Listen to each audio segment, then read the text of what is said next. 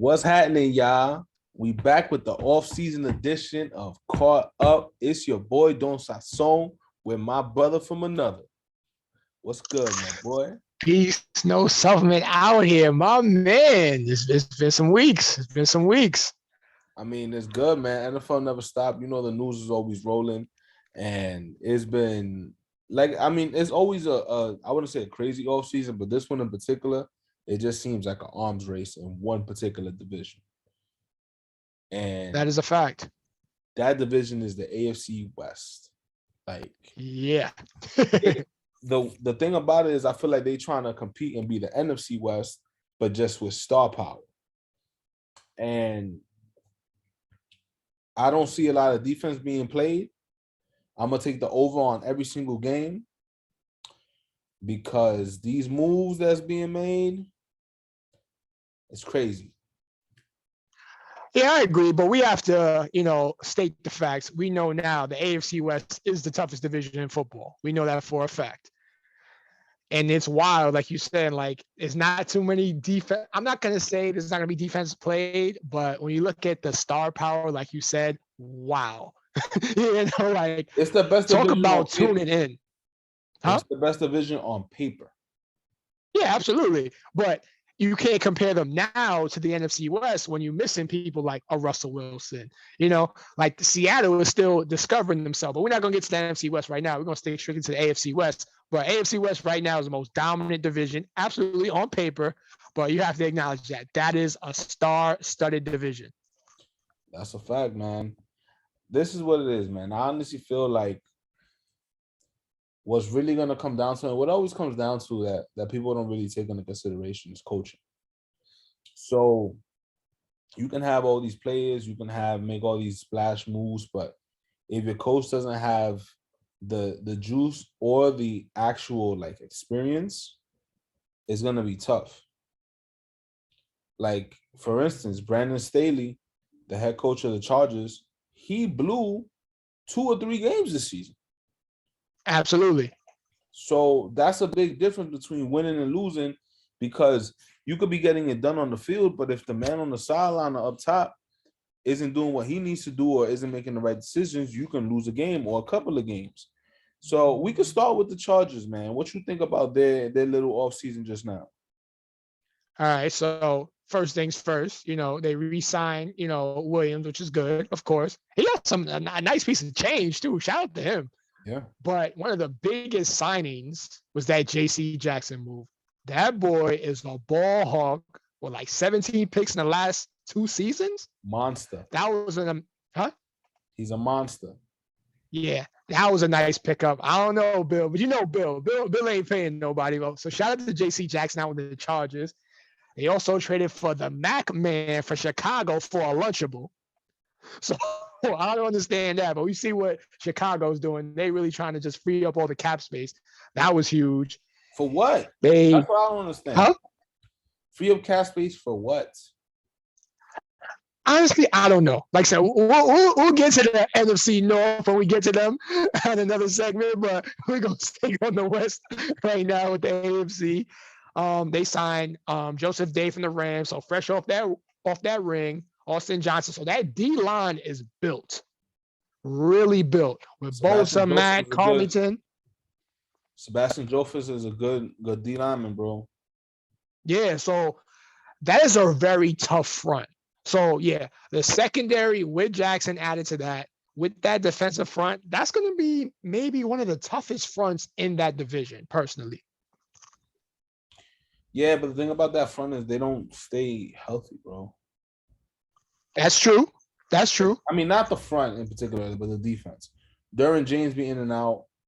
Joey Bosa is in and out.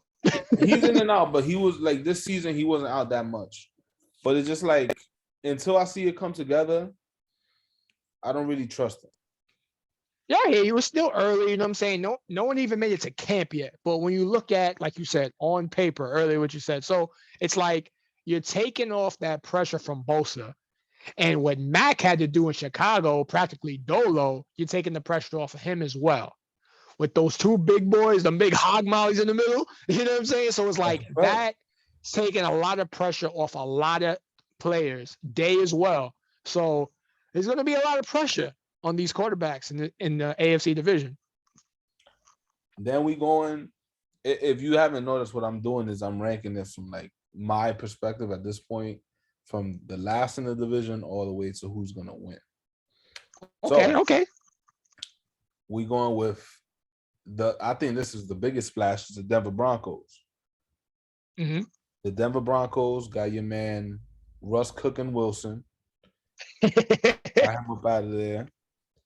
And they also got Randy Gregory from the Cowboys. That's paired up with your man Bradley Chubb, Mr. ACL. Yep. So they got a couple of moves, man. That team, to me, they have the best roster in the division. Mm-hmm. I like that. Top down, offensive and defensively, it is phenomenal. I like that. It's not a lot of splash players, but they have very good players. If you watch any Broncos games, even last season, they were really good. Absolutely. They was missing a quarterback. Yeah, but this is the thing now. They have a coach, Nathaniel Hackett. Mm-hmm. Who knows how good he really is? Feel me? He was the OC over there in Green Bay, but he's the head man now. So that, to me, always has a big impact on actually what happens through the season. And that's why, to me, although the roster is good, if he can't get it right ASAP, they might not have a shot. Mm-hmm. So what do you think about their offseason? I mean, one, they are absent of an owner. So it's up for grabs. So, bro, like, if me and you put our money together, we'll never afford it. So, but just being real, like, that defense has been good for like a decade, bro. And, shout out to that organization keeping that defensive front, defensive all around, well kept. And then that offensive line is all right. They had a couple injuries last season and stuff like that. But it was a little evident, what I'm saying? Obviously, it's not conclusive, but it was a little evident, like, when Russ came back from that injury, he looked like he wasn't very enthusiastic. It wasn't the Russ we know. What I'm saying? He wasn't cooking. He was burning up the food. But it was like, it seems like he wanted out. So now under this team, new regime, like I said, I love the running back from last year, the rookie. Oh, man, Tim Patrick's my guy. Like, I love this move for the Broncos. And like you said, I think top down, offense, defensively, this is the best roster. And damn, it's Russ. You know what I'm saying? We had this conversation prior with other situations, but this is Russ. They gave up a lot. And I actually felt that Seattle got a nice deal out of it. But this might they got be a good it. deal, but I mean, we're gonna talk for another day as far as that division. But I definitely think that your man Pete Carroll gotta go. Yeah, he's about 86. Gotta go, bro. Go play golf. You're wild. Like, retire, bro. I mean, listen, bro. The thing about it is, like I said, I think that this is the best roster on paper in the division. I'm just not sold on the coaches and how fast they can put it together. But if there's a quarterback that you want for this to happen, it's Russell Wilson. They got Cortland Sutton. They got rid of Noah Fant, but they got Tim Patrick. They got Jerry Jeudy, who's a monster. They got KJ Hamler, who's a nice, quick target. They got pieces, bro. They got Royce Freeman. Mm-hmm. So they got pieces. Royce Freeman's the back 33? No, it's Javonte Williams. I'm bugging. I'm wild. Yeah, that's why that my man he thoroughly impressed me last year. Yeah, last so season. It's like, and honestly, if I was them, I'll resign Melvin Gordon too. Yeah. Oh, they actually signed this dude from Philly, Singleton too. So they was lacking some linebackers. You know what I'm saying? They needed somebody in the room, That's a fact. So I like them a lot. The only move that I could think of that the next team has made, to me, is a good move. Mm-hmm. The Kansas City Chiefs, they signed Juju Smith-Schuster. People don't fuck with Juju, especially you, because he's Mr. Tic-Tac. He's a wino. But on the field, he gets it done. He makes those tough over-the-middle catches. He doesn't complain on the field. He blocks. And this is what this team needs. They need a possession receiver like him. They have the fast with Tyreek Hill. They have Kelsey eating up the middle. So, and they even re-signed Josh Gordon. Mm-hmm. So having Juju just as that reliable third down target when nowhere else go boom, or just a quick turnaround boom is a phenomenal signing. Now, my issue is that I feel like Kansas City, they're kind of turning into New England where it's like, oh yeah, our system will be fine. But the problem with that is that now defensively, you're losing some of your pizzazz. Your corners have never been that good. And now Tyrann Mathieu a free agent. Now, who knows if he's going to sign or not, but Tyrann Mathieu a free agent. Mm-hmm. So defensively, that's where I see the issue with Kansas City. Offensively, I'm never going to doubt them. But defensively, something to be desired. Yeah, I hear you. My main thing with Juju was his antics. You know what I'm saying? But like, yeah, on the field, he was put in the position by Tomlin to be like that nitty gritty stuff. You know what I'm saying? That slot receiver. He's kind of a big receiver to play the style, at least body wise. And like, you remember, this goes back to the conversations when we were talking about the playoffs, and I was like, shut down Kelsey, shut down Hill, like beat me with Pringle, beat me with Hardman. Juju's the type of guy you'll beat me with, because we seen what he does. And you're saying we know he's not the first option receiver, but he's a very good third, honestly, a second, really. Yeah. But they put him in the position to be a third. Defensively, yeah, I mean, they did who they signed, Justin Reed, which is a nice pickup, a younger safety. But like you said, that corners, who was it? Sorensen, who was the absolute liability all season long. Yeah, so basically the Chiefs are kind of like how the Patriots and the Saints were years ago, when you had to outscore everybody to win. You know what I'm saying?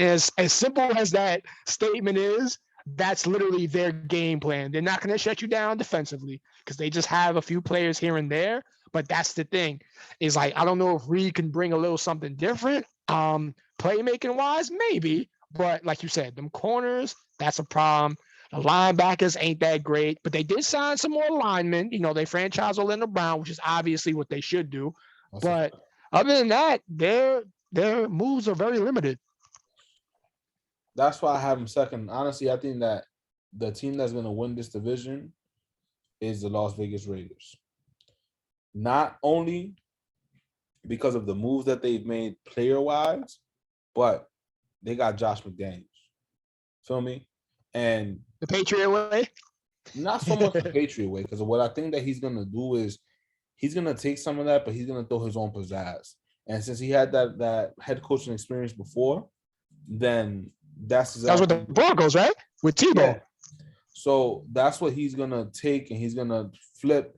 And I feel like he's just wiser now. Like, now it's put up or shut up. Like, if you can't do it now, then you a dub, and you need to just be an OC for the rest of your life. But that coupled with the fact that they got Derek Carr's best friend in Devontae Adams. Mm-hmm. Bro, that's going to be... First of all, Derek Carr was wilding with Hunter Renfrow. Yeah.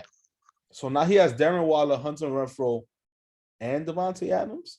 And it's not like they need to build in the chemistry because they played in college together, dog. So that offense to me is going to be scary. They still got Josh Jacobs back there.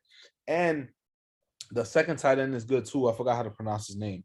But the second tight end is good too. And not only that, they signed my man Chandler Jones.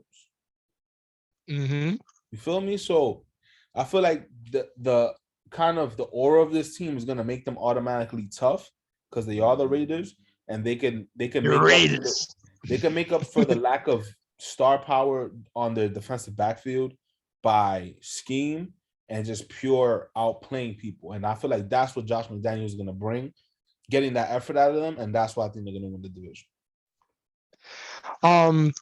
The moves they made were, like, let's be honest, bro, they were wild. Like I said, I don't even want to talk about the NFC West and what they allowed to happen, but Chandler Jones out there across from Crosby, like, that is a duo. They're like, people really front like Chandler Jones is not an animal. Like, come on now. Like, it's like how they act like his brother's not an animal either. So John Bone Jones. They acting like It's like the whole family.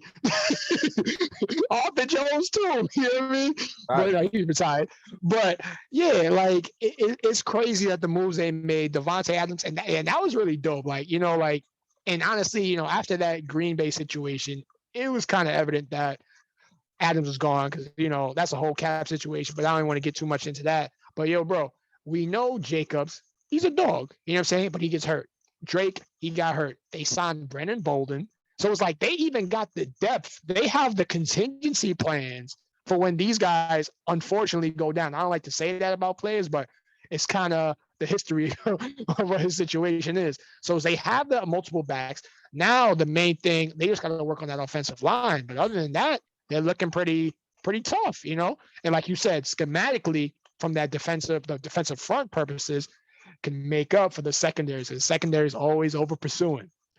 But when you got somebody who's chasing that quarterback, other than Crosby, running right into Jones, you know, that quarterback got to step up in the pocket. But that D line is solid. Well, you know what I'm saying? I'm not picking the Raiders to win that division. I still got the Broncos right now, but I see everything what you're saying. Like, everything makes sense. Like, they're more cohesive. They've been together. Like, when you have that person leading your offense, you know what I'm saying? It's like, we know Russ is Russ, but Derek Carr's been there for a while. You know, it's not new to him. This is his team. And they only got better offensively. Like, yo, bro, it's like playing street football. Like, oh, I get to play with Sazon. Like, I ain't played with Sazon in years. It's a different type of dynamic when that's your man's. That's a fact. And you know, still don't need to be discussed. Like, you already know what time it is. You feel me? So it's like, man, listen. It's definitely gonna be something that, and one thing I will say about what you said about the O-line and fixing it, don't forget that Josh McDaniels, that system is a short pass system. They don't be throwing it down the field a lot. And that was often to make up for a retooled or reshuffled O-line in New England. They never used to spend the big bucks. Only early in that dynasty, they had a crazy O-line with Matt Light in them. But for the most part, it was plug and play, high round players. And by high, I mean like 6-7 round players on that O-line. So if there's anybody who knows how to scheme around having a bad O-line or a semi-bad O-line, it's your man Josh McDaniels. So you're right. Actually, I like that you pointed that out. That was good. That was good stuff. Yeah, you feel me? So I mean, I personally think they're gonna win the division. Just based on kind of the juice that they have right now. It can obviously change. I'm not buying into the Chargers right now. Like I said, Denver to me has the best offense. I mean, the best roster on paper, but we're just gonna have to wait and see how it comes together. And Kansas City's Kansas City. They should always be the favorite to win the division, but you can't be on top forever. That's 100% true. 100% true. That's a fact. So we're gonna let a couple of things shake out. Your boy Matt Ryan got traded today to the Colts. I'm eager to see where they're gonna throw your man Baker Mayfield. But we'll see. Yeah, like I said, you know, we had to, you know, catch y'all up because obviously this has been one of the wildest off seasons in quite some time. So we had to break up these segments per division. So you already know we'll be back. You know, there's a couple of divisions, you know, already settled in, but we gonna wait. But we got y'all. We got y'all with some more intel, some more in-depth analysis. You know how we do. That's a fact, man. And then, you know, draft season coming up too. So we're gonna have a couple of picks there and just basically see where we could plug some players in. Yes, sir. So until next time, you already know, man. Thank you for tuning in, and we gonna get y'all caught up. Caught up. All right. Hi, my brother. My brother.